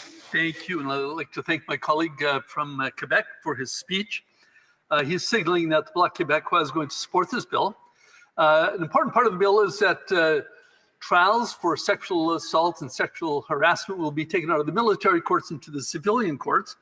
But given delays in our civilian courts, is the member confident that victims of sexual assault and sexual harassment will see justice speedier and in a more fair way in the civilian courts? The Honourable Member for Saint-Hyacinthe-Bagotte-Acton. The problem with civil justice that we are seeing, that my colleague has mentioned, is true. And obviously this bill does not directly address this. It's something that will be dealt with, and I think we'll have to ask the Minister of Justice more about this. But this is a consideration, and I understand we're sending it to the civil courts, and perhaps it will take some cases longer to be processed. But it's better to extend the justice than dealing with it poorly. It could be the lesser of the evils. But we do have to deal with the issue of rapidity as well. So I agree on that. Thank you. Any commentary? Honourable Member for Laurentides-Labelle. Thank you very much, Mr. Speaker. I would admit that my colleague did a very good job of explaining the events that took place. And earlier, when I tried to explain what happened, both parties here, well, I would hope that this bill will not die in the order paper. Why? Because every week I receive communications from people who were victims of allegations, including allegations of sexual misconduct or harassment or other allegations. And our veterans who are listening to us right now, well, I'd like to know if my colleague agrees that we should not just invest more in this bill, but also we need to invest in services for these victims. The Honourable Member for Saint-Hyacinthe-Bagotte-Acton. Absolutely. We absolutely have to replace the impunity with accountability. It extends access to liaison officers for victims, for them to act on their behalf, not just for presumed victims, but also, well, they'll have access to these services as well. So there is an extension of services here. It's a good idea. I said it earlier. It's not what most substantial in this bill, but it's very important for me. It's a good point. So I agree entirely with my colleague. Thank you. Very quick question, the Honourable Member for La Pointe-à-l'Île. Very quickly, I'd like to know, because we saw the Conservatives turn a blind eye to this. They appointed Mr. Vance as Chief of Defence, even though there was allegations of sexual misconduct, and the Liberals were even worse. So I would like to go back to my colleague's suggestion. Should we not just find a way to ensure that it's not full political power that is in charge of this process? The Honourable Member. Very quickly. The answer, of course, well, of putting it, well, we don't want to avoid having what took place in the past reoccurring. And when Mr. Vance said that we don't want them controlling the legal process. The idea is good in its theory, but we have to look further edit. Resuming debate. Honorable Parliamentary Secretary to the Minister of National Defence. Thank you very much, Mr. Speaker, and I would like to let you know that I'll be splitting my time with the member from Bay of Quinte. C'est avec une grande fierté. It is with great pride that I rise today at second reading of Bill C-11, which proposes essential reforms to the military justice system. This subject is particularly close to my heart. I have 2 sons and a daughter-in-law who serve in the Canadian Armed Forces. I am extremely proud of them, as I am of all members of the CAF and of the sacrifices they have made for our country. Military mom, and one of the reasons I entered public service was to ensure that members of the Canadian Armed Forces and their families receive the care and support they deserve for the sacrifices they have made. That is exactly why Bill C-11 matters so much. Mr. Speaker, those who protect us deserve to be protected in return.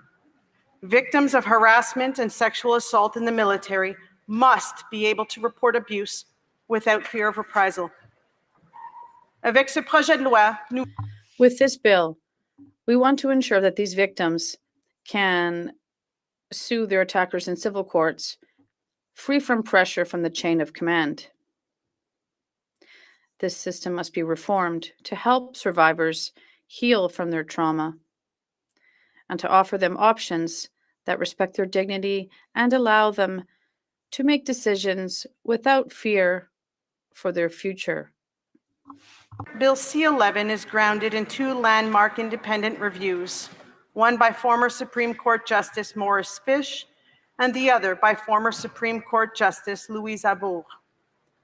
Justice Fish's independent external comprehensive review, published in 2021, examined how our military justice system functions, from investigations to court-martials to oversight and accountability. He found that while the military justice system is vital to maintaining discipline and operational effectiveness, it must also align with the core principles of Canadian justice: independence, fairness, and respect for the rule of law. Le juge Fish... Justice Fish made 107 recommendations, several of which aim to strengthen civilian oversight, refer sexual offenses to civilian courts, and increase accountability within the chain of command. Bill C-11 directly addresses these recommendations by modernizing the system and bringing the military process more in line with the civilian process. A year later, Justice Louise Arbour was asked to go even deeper, to look not just at policies, but at the culture and power structures that shape behavior inside the Canadian Armed Forces and the Department of National Defence. In the preface to her report, she wrote words that should stop us all, and I quote, "For years, women were simply shut out. When finally allowed to serve, they were made to feel they did not belong. They were harassed, humiliated, abused, and assaulted, and appallingly, many continue to be targeted today. The exposure of sexual misconduct in the CAF has caused as much damage as defeat in combat would have to demoralize the troops and shock Canadians," end quote. Monsieur le Président, ces mots... Mr. Speaker, these words are a call to action. Justice Arbour's review includes 48 recommendations for rebuilding trust and accountability. Among them, recommendation 5 is central: the permanent transfer to civilian authorities of all criminal code sexual offenses alleged by CAF members. Bill C-11 implements these recommendations. Serious offenses, including sexual offenses, will now be dealt with by the civilian justice system, offering survivors the same protection as all Canadians. The government has already acted on an interim basis to implement this recommendation. Since late 2021, all new allegations of criminal code sexual offenses involving CAF members have been referred to civilian police and prosecutors. Bill C-11 now makes that practice permanent, providing clarity, consistency, and confidence to survivors and to the system as a whole. General Jenny Carignan, when she was Chief of Professional Conduct and Culture, met with over 16,000 members of the defense team and the Canadian Armed Forces. 16,000 voices telling us again and again that change must be real, structural, and lasting. Les membres des forces Canadian Armed Forces members must have trust in their justice system. Survivors should not fear telling their stories or not having a future in uniform. In our North, strong and free, harassment, discrimination, and violence in any form have no place in the Canadian Armed Forces. Such behavior causes lasting harm and undermines Canadians' trust in their military institutions. C'est pourquoi il est impératif. This is why we have to take action now. And I'd like to underscore the fact that other parties in this House have expressed their support. Well, they did under the former Parliament for Bill C-66 without partisanship. Be done. It must be seen to be done. Le projet de loi C-11 renforce. Bill C-11 will enhance the independence of military judges, improve supervision of military police, and make sure that serious offenses, particularly of sexual nature, will now be treated by the civil justice system. It will improve transparency and accountability, help to restore the public's trust, and allow more Canadians to serve in a reliable and just system. Action. We've established the Sexual Misconduct Support and Resource Center, fully independent from the chain of command. We've introduced a digital grievance form to lower barriers for reporting. We've repealed the duty to report, restoring choice and agency to survivors. And we launched the Canadian Military Colleges Review Board to strengthen accountability in our institutions.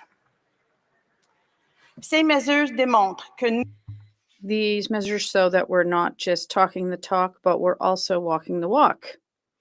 And they will allow future generations to serve in a safer and more inclusive and respectful environment. C-11 is not just aspirational. It enshrines these changes in law, embedding independence, fairness, and protection for survivors into the very structure of the National Defense Act. C'est la bonne chose à faire. It is the right thing to do for our troops. It's the right thing to do for our country, but it's just the beginning. As a proud mother of serving members, I hope my own family and all members of the Canadian Armed Forces will never need to rely on these protections. But for those who have suffered in silence, who lost faith in the system, who feared coming forward, we see you, we hear you, and we are committed to getting this right. They've got our backs, and we must have theirs. Mr. Speaker, I urge all members of this House to support C-11.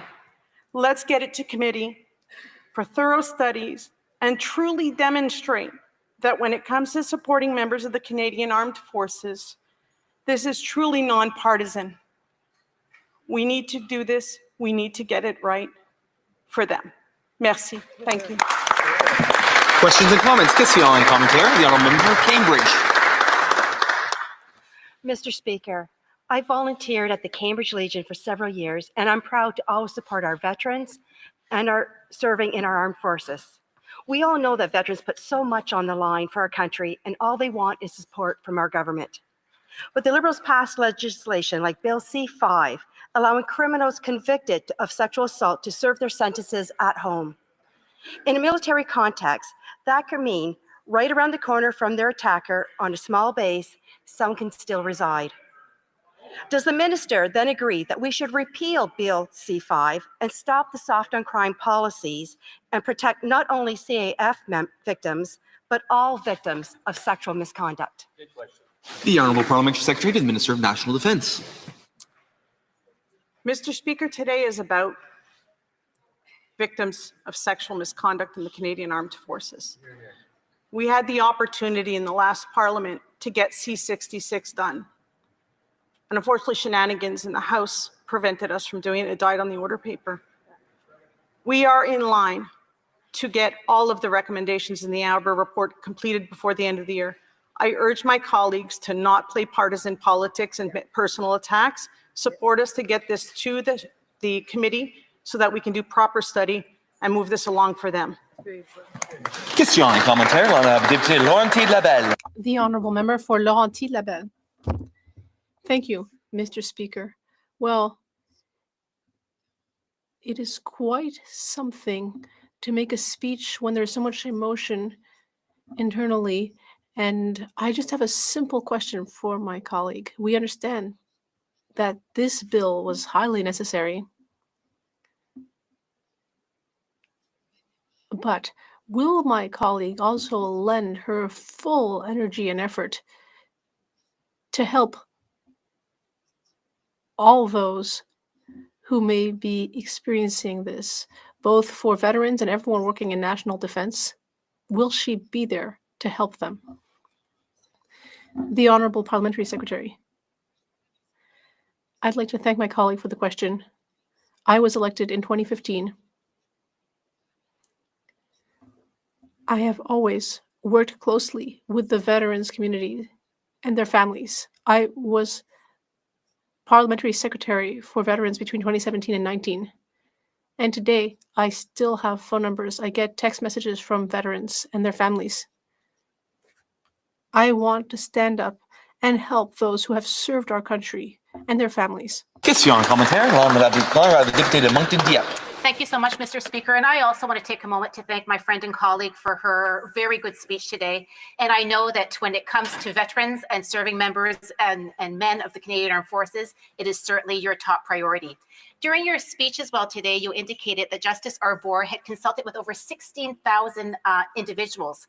And I'm just wondering if the department, if the minister has consulted himself with victims as well, and also how do we anticipate the reaction of survivors with respect to this legislation? I think we all know that making a complaint of this nature is very difficult. And again, just wondering if we've received any feedback from survivors.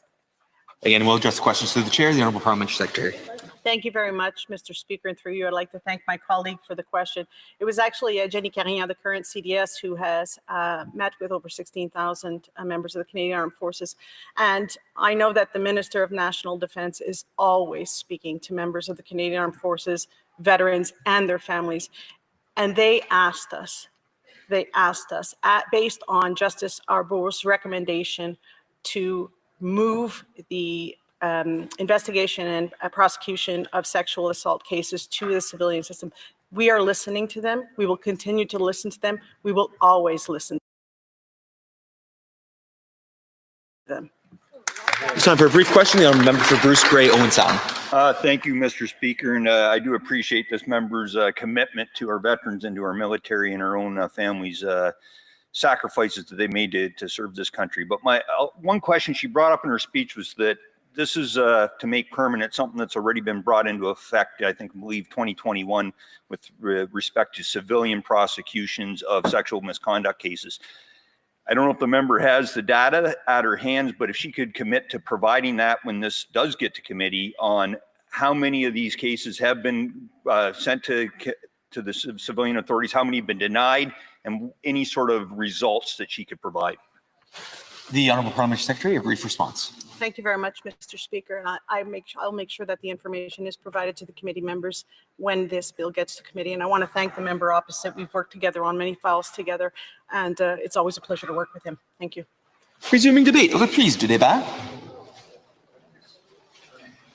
The Honourable Member for Bay of Quinte. Thank you, Mr. Speaker. Thank you. Mr. Speaker, dear colleagues, before I begin, I want to thank the brave men and women of our Canadian Armed Forces for their service to Canada and Canadians. It is with great pride that I rise today to speak at second reading to Bill C-11, the Military Justice Modernization Act. Now more than ever, we need to invest in the tens of thousands of brave men and women of our Canadian Armed Forces who work hard every day to protect Canada's sovereignty and security. Every day, Canadian Armed Forces members don the uniform and stand ready to protect and defend the people of Canada. That's why our people remain at the core of everything the Canadian Armed Forces does. When one chooses to serve Canada, Mr. Speaker, to serve our country, it is our duty as government to make sure that they have every tool necessary to do so. But it's also our duty to make sure they are treated right. Victims of harassment and sexual crimes in the Canadian Armed Forces should not have to worry about the consequences of reporting what happened to them to their superiors or to an internal legal system. With the legislation we are proposing, we will make sure that this is no longer happens. We want to ensure that these victims can pursue their cases in civil court outside the military system, far from reprisals from their superiors. To bring about meaningful cultural change and change that will stand the test of time, we must reform the system to help victims and survivors of sexual misconduct in the Canadian Armed Forces. We must give them options, recourse that does not ostracize them or isolate them, but rather the opposite. We must ensure that they feel free to make their own decisions without impacting their future careers in the Canadian Armed Forces. They've got our back, Mr. Speaker. We must have theirs. Make no mistake, supporting our Canadian Armed Forces is a top priority for our government. We will ensure fairness and justice for victims and survivors. These proposed changes in this legislation will have a direct impact on members of the Canadian Armed Forces in my very own riding, Mr. Speaker, the Bay of Quinte. My riding is home to CFB Trenton, also known as 8-Wing Trenton, which is Canada's largest and most strategically important Air Force base. CFB Trenton is also the largest employer in Quinte West with more than 4,500 personnel and has a significant economic impact in the region. These are precisely the people we are supporting through this legislation, Mr. Speaker. C11 will help us build a more inclusive, respectful, and safe workplace for all of our Canadian Armed Forces members to survive, thrive, including members who serve at CFB Trenton. We have made considerable progress over the last several years to enact meaningful and durable culture change in the Canadian Armed Forces, including by working to implement all 48 of former Supreme Court Justice Louise Arbour's recommendations, as was previously outlined. By implementing Justice Arbour's recommendations and making changes to the military justice system through C11, we are taking a major step to make sure to keep our brave soldiers safe from harassment and misconduct in their workplace. A career with the Canadian Armed Forces, Mr. Speaker, is a source of unique pride and confidence among those who have the privilege to serve. Our priority then as government is to build a more inclusive and supportive fighting force. It is important to grow a Canadian Armed Forces that reflects the diversity of Canada and Canadians. We know that a more modern military with an inclusive culture will also have a positive impact on recruiting and retaining members. We're building a 21st century workplace where Canadian Armed Forces members will feel safe to report incidents. Our forces expect this of us. They expect a workplace where CAF members are treated fairly. In other words, changing the culture of DND and CAF is not simply the right thing to do, it's also essential to the readiness and operational effectiveness of our institution. And it has tangible impacts. This year, recruitment has reached a 10-year high. We are on an upward trajectory, but there is more to be done. And C11 is part of our plan to create a safe workplace environment and changing the culture inside the Canadian Armed Forces. Our government has heard the voices of our people loudly and clearly, Mr. Speaker. We listened and we have acted. We now know there's much more work to be done, but we're making concrete and measurable progress. C11 demonstrates that anyone who wishes to join the CAF will have access to a fair and reliable legal system. I want to reiterate, Mr. Speaker, the importance of C11. It lays the foundation for an improved military culture by modernizing the military justice system, improving support to victims, and providing exclusive jurisdiction to civilian authorities to both investigate and prosecute criminal code sexual offenses committed in Canada. Bill C11, we believe, is an important step in a journey designed to achieve durable and lasting institutional reform. In conclusion, Mr. Speaker, members of our armed forces serve our country with courage and dedication. That is why it is important for the government to take seriously the need to change military culture. Therefore, I encourage all my colleagues to support this crucial bill to change the lives for the better for our men and women in the Canadian Armed Forces. I hope we can all work together to make sure that C11 passes quickly. our forces are counting on us. In closing, I want to thank our brave armed forces and especially those in my riding in CFP Trenton for their sacrifice and service to our country. Thank you, Mr. Speaker. Questions and comments? Question and commentaire. The honourable member for Simcoe Grey. Thank you very much, Speaker. And I want to thank the member opposite for his speech. I think there's some things in that speech that we agree upon. They got our backs. We must have theirs. I think is extremely important, and that everyone should be safe from harassment. But that first comment, they got our backs. We must have ours. I have a base Borden in my riding, and very, very honored to represent the men and women of the military that serve and have served in that area. But I've also sat on Veterans Affairs Committee, and what I've noticed since that time, I've been elected since 2019, a lot of the same issues are repeating over and over with this government that's been there for 10 years. In fact, we're studying some of the same issues again and again when it's dealing with individuals' PTSD, getting another job after service.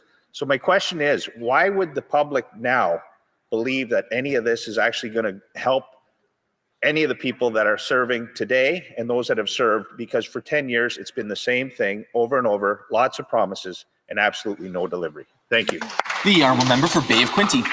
Thank you, Mr. Speaker, and I thank the member opposite for his service to his riding and to the men and women of CFP Borden.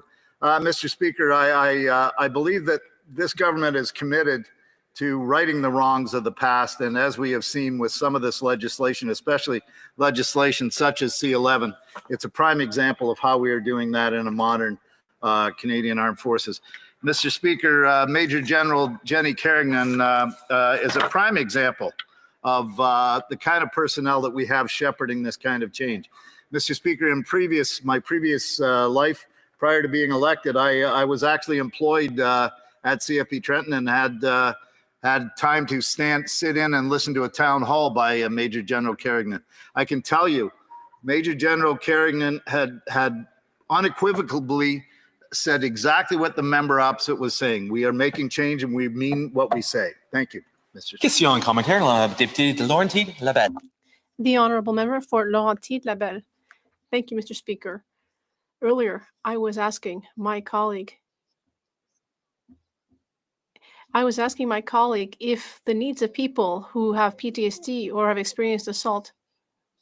I asked my colleague about this, and my colleague said that there would definitely be help for these people. So my question for my colleague, how will he respond given that there's this 5% defense increase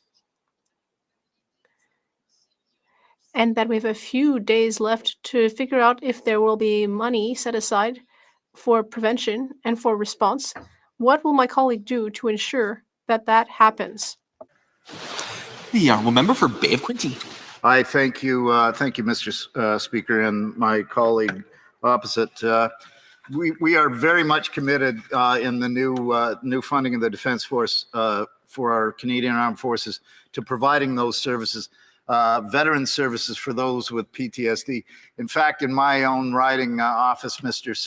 Speaker, I employ a veteran who looks specifically after the needs of members having served, current and past. And I can tell you we are addressing those needs directly and immediately. We take it very seriously, Mr. Speaker. Questions and comments? The Honourable Parliamentary Secretary, the Government House Leader. Yes, thank you, Mr. Speaker. You know, Madam Arbour had, I believe it's 48 recommendations in total. Many of those recommendations have already been put into place. Others we're hoping to be able to get passed this year. It's interesting when we hear some criticism in terms of why it's taking as long. It's important to recognize that in 2021, we had to receive the report, interim report, and within the year, we already then started to see cases being shuffled over to the civil through the civil system. The legislation that we're debating today will actually put into law the process, and I'm wondering if he could just provide his thoughts in regards. Wouldn't it be nice to see the law in place before the end of the year, so we can say all 48 potentially will have actually been adhered to by the honourable member for Bay of Quinte. Thank you, Mr. Speaker, and I thank my colleague for the question. I had the occasion in my previous life as a journalist to cover sexual assault trials in the court-martial system. And I can tell my colleague that that system, while it was efficient, it got the job done, if you will, it was in no way, in any way, shape, or form, the proper system whereby the victim has all the protections in the civil case. This legislation, Mr. Speaker, is guaranteed to right that wrong, and we've listened. We will get the job done. Thank you. Resuming debate, reprise du débat. Je vais demander au député. I would just like to ask the member to, yes, exactly, thank you. The honourable member for Charlebourg-Saint-Charles. Thank you, Mr. Speaker. I will be sharing my time with my honourable colleague for Bruce Gray, Owen Sound. I rise in this House today to speak about two crucial issues that affect our national security and our commitment to those who serve our country. First of all, I'm going to speak about Bill C-11, the Military Justice System Modernization Act. This bill seeks to reform our military justice system.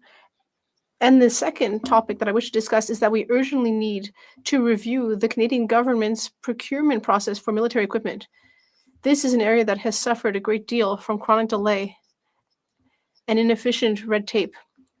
These two subjects together underscore the urgency of protecting our armed forces and strengthening our defense. Let's start with Bill C-11. This essentially is the same thing as Bill C-66 from the 44th Parliament, with minor wording changes. The bill seeks to amend the National Defence Act in order to ensure that sexual offences would fall under the jurisdiction of civilian authorities in Canada. This is a measure that responds to recommendations from the Deschamps, Fish and Arbor reports, recommendations that Conservatives have always supported. We believe that all members of the Canadian Armed Forces deserve to work in a safe and respectful environment without sexual misconduct, discrimination, racism, or harassment. On this side of the House, we will continue to fight against this type of behavior, focusing on the needs and rights of victims in line with our criminal justice policy. However, this bill is not perfect. Offenses committed abroad would still be under the jurisdiction of the armed forces, which lines up with the National Defence Act's Clause 273. But that difference creates problems because since the armed forces will no longer be able to inquire into and prosecute sexual misconduct cases in Canada, they may lose expertise. How will they maintain this expertise if they're no longer managing these matters domestically? Now, one good thing is that various important stakeholders' independence will be increased. For example, the Director of Military Prosecutions. In future, these positions will be under the Governor and Council appointment system, right under the Department of National Defence with limited mandates, and that will increase the independence of the chain of command. However, there are still areas that are very inconsistent. The matters of term length and the matter of renewing terms vary arbitrarily between a number of important positions. In addition, this bill gives the Minister of National Defence increased powers to issue instructions or written directives on specific prosecutions, which may lead to political interference. And given what we've seen under this Liberal government, we, the Conservatives, cannot ignore this risk. In addition, there's an alarming financial matter for the accused. In the civilian system, accused will have to pay for their own lawyers, and that can be a six-figure cost. This might reduce the fairness of the justice system and mean that members of the armed forces may undergo false accusations. After 10 years of this Liberal government, despite the various reports, victims are still awaiting justice. The Conservatives have accepted all of the Deschamps recommendations, and we do not know why the Liberals have taken this long to apply them. We want to hear from all stakeholders. We are proud of our men and women in uniform, and we support them unconditionally. And while we're on the topic of the armed forces, I would just like to also mention that we need to completely review the Canadian government's military procurement system. Currently, the system is obsolete ineffective with red tape, long delays. It is weakening our defense system. Given open sources like government reports and media analyses, Canada has experienced decades of issues with procurement in the military. For example, billion-dollar projects like purchasing vehicles for the Canadian Army, with serious obstacles like chronic delay and exorbitant costs. We should remember that the Prime Minister formerly was a Goldman Sachs banker. He's responsible for speeding up our defense spending in order to meet our NATO commitments. We are supposed to reach 5% of GDP. And if you're going to do that, there will be consequences. Because investing more in defense is something we all agree is necessary. But there's always a problem, and our problem is procurement. The Liberals announced last week that there would be a new agency, a new office. That's all this government has done since taking power. They've just been creating new bureaucratic structures, but we can be more efficient using the current structure. We could be more efficient if we gave clear instructions to public servants and officials, to the procurement and to industry. Now we're creating a new bureaucratic structure, which could maybe work in the long term, but it will take a while for it to set in. And all we're doing now is creating more bureaucracy. When the Conservatives formed government, when we were in Afghanistan during the war, we had urgent equipment needs. We needed equipment on the ground. We needed personal protective equipment, vehicles, helicopters, planes. Stephen Harper gave a directive. He said, we will give instructions very clearly through the budget, and he did so. That's proof that we can take swift action in defense and procurement. It happened quickly before the Liberals. We need to give one clear, decisive, operational instruction, and in doing so, we can fix up our procurement system, which has been a total disaster for the past few years. We need to review the justice system, especially when it comes to sexual assault. That has been a major issue in the military justice system. Now, there will be a loss of capacity within teams because there will be different people investigating and judging cases in Canada versus abroad. We need to ensure that military judges will retain their expertise, because there are commanding officers who will have to do their work abroad. So there will be two different systems for offenses abroad and in Canada. Now, the time for beautiful promises is behind us. We are reacting to a strong request from the United States and NATO. We are moving forward. But still today, I meet with too many defense businesses, and they tell me that they can't get anyone from the government of Canada on the phone. They can't speak to anyone. People are not answering their questions. These businesses, they tell me, we're selling our business in other countries. We're selling our equipment in other countries quicker, more efficiently, but we can't do the same in Canada. And I'm talking here about small companies as well as major multinational companies.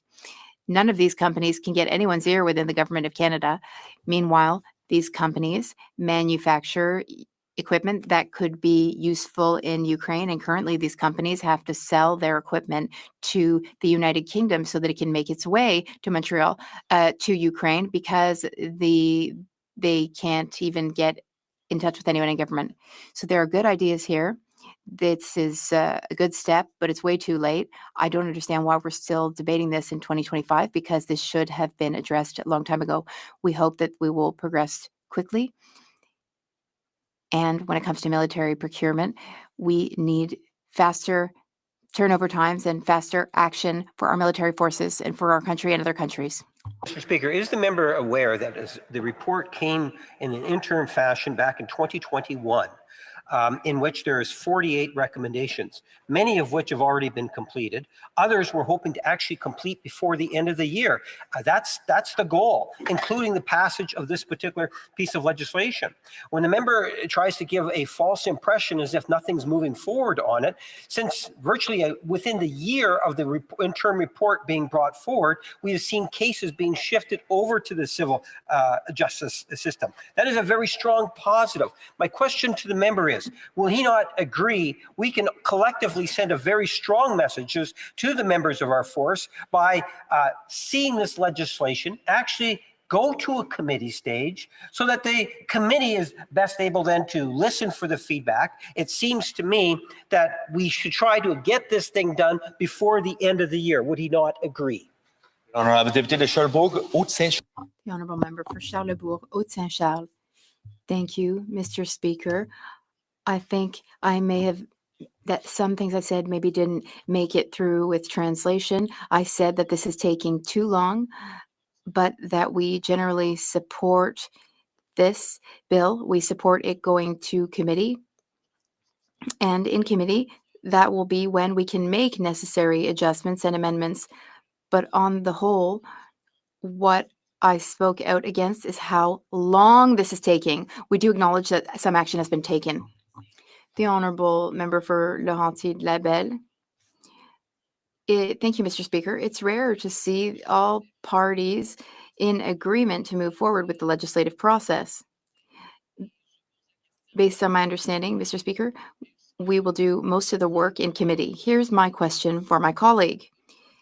Does our desire to find the right recommendations and the right bill, will my colleague's party contribute and help so that we can finally get this legislation done? Because this should have been done years ago. The honorable member for Charlebourg, Haute-Saint-Charles. I thank my colleague for her question. As I said in my speech, we supported the Deschamps, Fitch, and Arbour reports. We were the ones who requested the first report. We've always felt that this is a critical issue to be solved. What we are taking issue with is slow action from the government. But we need to make amendments to legislation to improve things. We don't move amendments just to slow things down. If we move an amendment, it's because we think it's legislatively critical. The government, if they accept conservative amendments, then everything will go faster. Thank you, Mr. Speaker. I want to thank my colleague for his own service in uniform. I know he's, as a former commanding officer, he was responsible for discipline and maintaining the code of service discipline and the National Defense Act within his unit. One of the concerns he addressed in his speech is the fact that these cases are going to, and have already started going over to civilian courts, but we see such a backlog. Is he concerned about the victims actually getting justice in the civilian courts due to the challenges that we're seeing right across this country right now with the civilian justice system? The honorable member for Charlebourg, Haute-Saint-Charles. I thank my colleague who is also a veteran and a former unit commander who likely led some processes, as did I. There are civil cases which end up in the same pile, which are dealt with through civil justice, and that can ultimately harm the victim. That's one of the Conservative Party's recommendations. We agree with the bill in principle, but we don't want to bring back other justice problems for our military members. So we do need to find a solution, a way through that issue. Thank you, Mr. Speaker. I'd like to add to the words of my member, the colleague for Bruce Grey Owen Sound, in thanking the member for Charlebourg Haute-Saint-Charles for his service to our country. Here's my question. At this point, does the Conservative Party support the passage of C-11? The honourable member